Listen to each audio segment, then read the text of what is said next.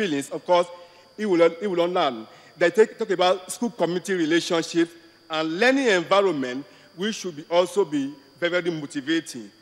And talking about the challenges, like I did say the other time, you have the challenge of access, you have the challenge of equity, you have the challenge of the fact that talking about good quality education. In conclusion, I talk about that for us to get it right, that we need to re-engineer the educational sector. We should talk about the paradigm shift in the educational sector, and we should talk about that government at the sub-national level needs to get it right by injecting more funds into the educational sector. If you are able to do this, then as much as possible, we will get right. And we cannot be talking about the change. That change begins with you and I. Thank you for listening.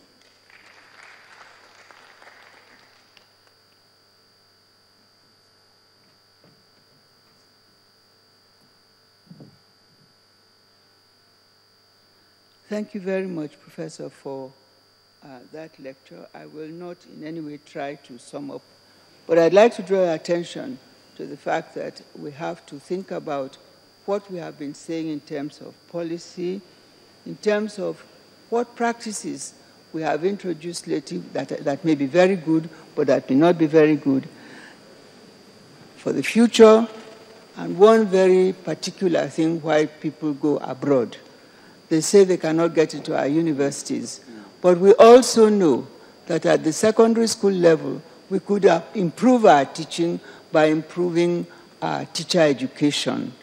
Please think about that in terms of what subjects we have said they should do at the SS3 level. We are not doing enough about that. But one thing that scares off a lot of people from going to our universities here is the cost of maintaining our children, our pupils in the universities. But think about it. It is as if our models have been turned upside down. Private education at the lowest level costs more than public education at the highest level. What does this mean? It is a terrible dysfunction. Whether we like it or not, if you want a university education, then it has to be paid for. Can we afford to pay for it? I have been told several times that, oh, if we had the economics straight, we could pay for it. But I don't think so, because knowledge is increasing. Fixing the universities and making them up to date, the cost is increasing. So how are we going to make that less when more and more people want to go into tertiary education, and more people need a variety of learnings in order to be able to fit into the society when they have concluded? This is something we might wish to talk about.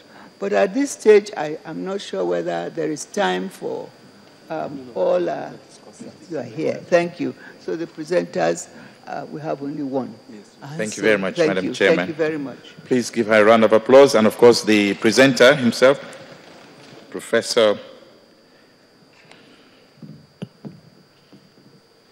Oyesoji Aremu, yes, of the University of Ibadan.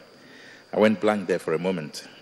May I now invite the discussants, and very quickly, I will invite the Right Honorable Rotimi Amechi, Governor of Rivers State and Chairman, Nigeria Governors Forum. Please come forward, sir. Also, His Excellency Kayode Fayemi, Governor of Ekiti State, and also His Excellency Rauf Aregbesola, represented here by Mrs. Grace Titi Laoye Tomori, Deputy Governor of Osun State, and of course, our very dear host governor, His Excellency Babatunde Raji Fashola, Governor of Lagos State, who also has expressed interest in education. Give him a round of applause, please.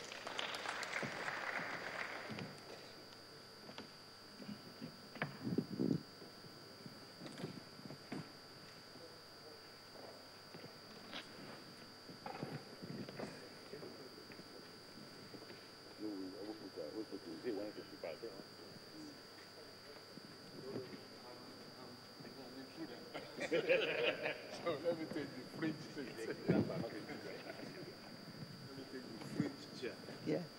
very much.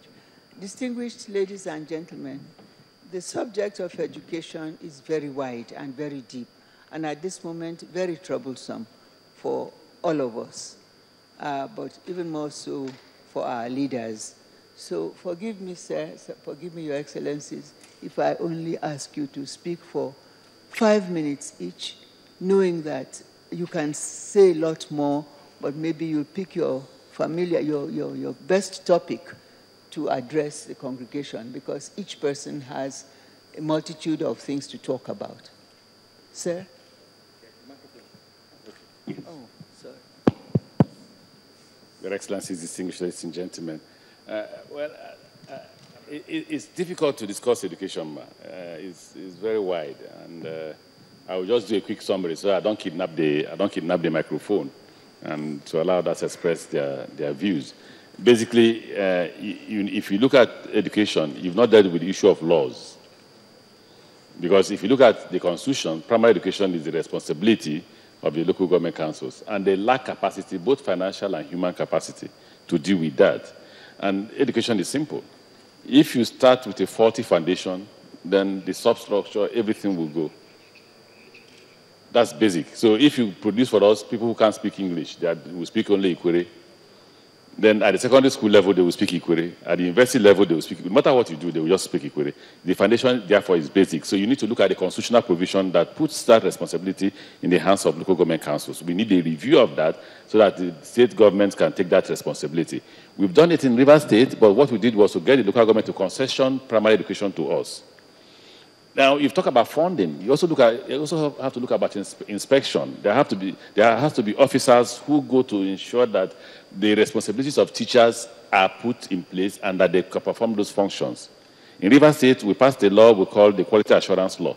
That law gives each person, including parents, their own responsibilities.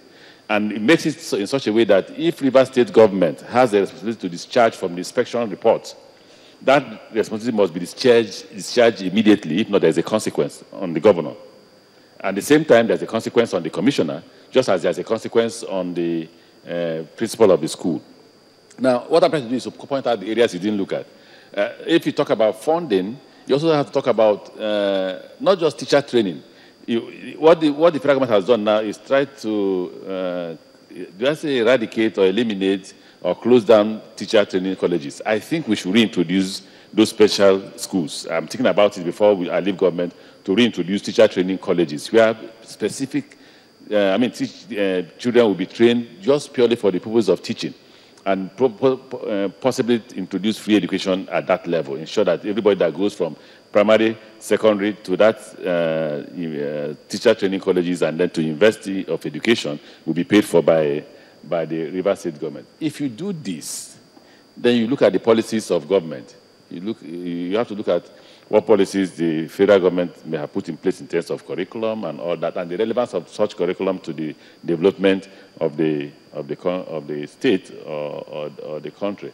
And I think at that point you can then talk about funding.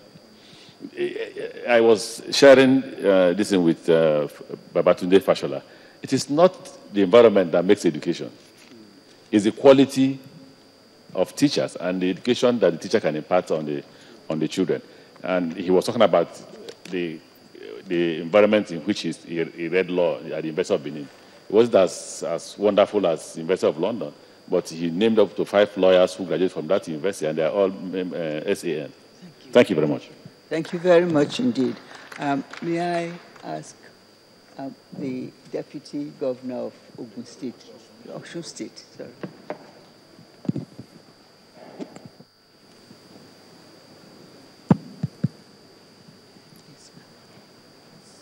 Madam Chairman, Your Excellencies, and great leaders that are present here. There is a crisis in education in Nigeria today. We pride ourselves as the giant of Africa, and we have our children sitting on bare floor because of the infrastructural decadence in all the schools, especially in basic education. And the basic education is the foundation of